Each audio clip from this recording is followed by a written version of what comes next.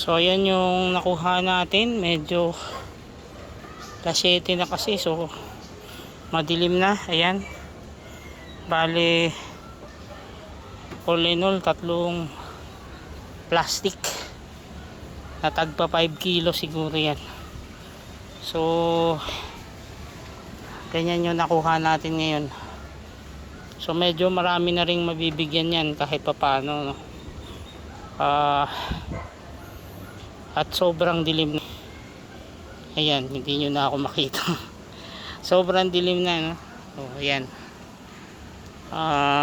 yan yung mga nakuha natin ngayon. Inabot na tayo ng sobrang gabi.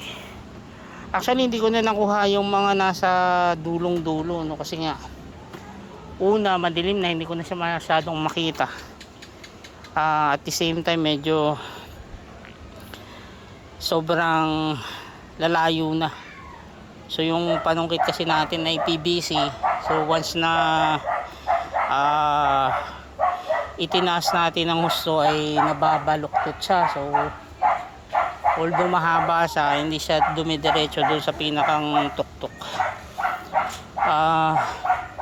Siguro may natira na lang ng mga more or less ang natira na lang ay mga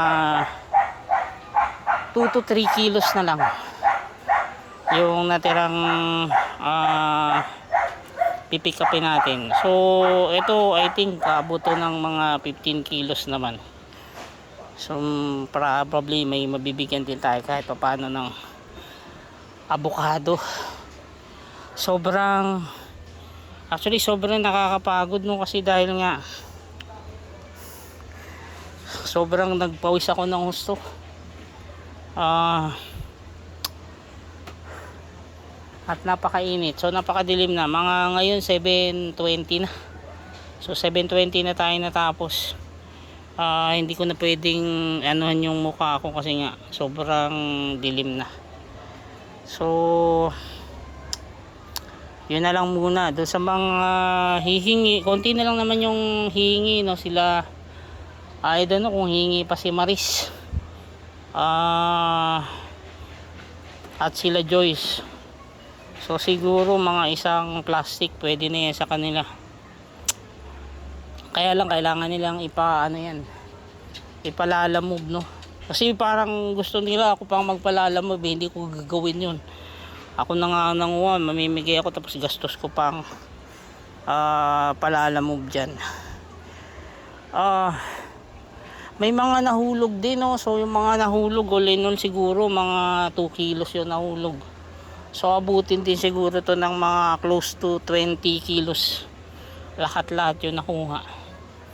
Yung nakaraan na linggo ay 60 more or less, no?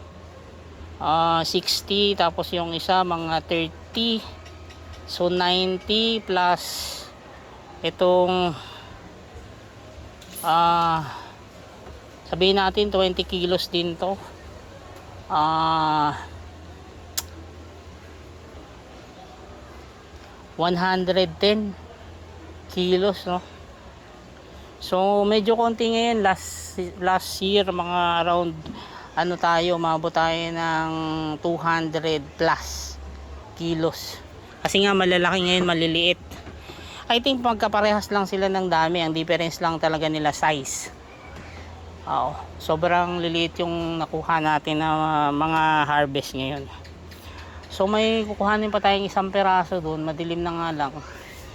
Hopefully makita pa natin. Tapos bababa na tayo. At bukas may pasok na. So pawis na pawis ako hanggang talampakan. Kasi ngayon kahit tipong ulan ay walang hangin, no? Walang kahangin-hangin, di katulad last Saturday mahangin. So ngayon ay wala. So I think yun na lang muna, no? At